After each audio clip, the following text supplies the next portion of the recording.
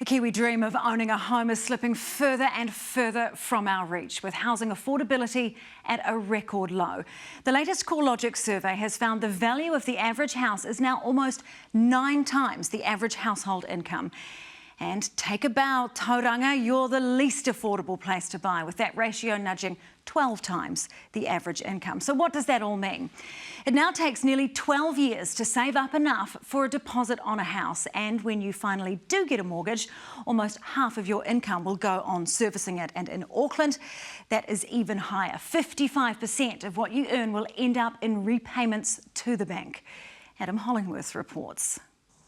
It's a daily ritual for Madeline Smith, doom scrolling through the Trade Me homes she just can't afford. There have been ups and downs around just deciding I have to stop looking because it's so unreachable. 29-year-old Madeline and her partner Gareth, who's 30, are both in marketing jobs, but they feel time is already running out on their Kiwi dream.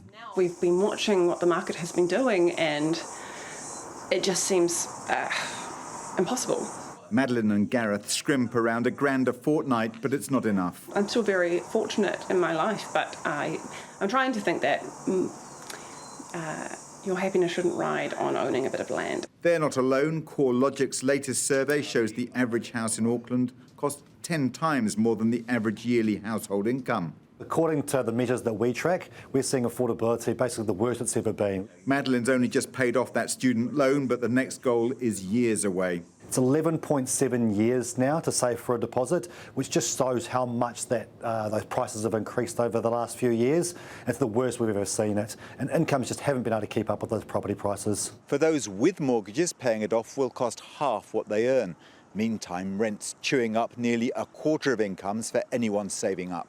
In fact, there's little good news for first-time buyers in this survey. My partner and I would love to get married and have kids one day, but then also owning a home, that's all of that trifecta is not going to happen if things continue the way they are. Goodall says home buyers are still finding a way, often through the bank of mum and dad.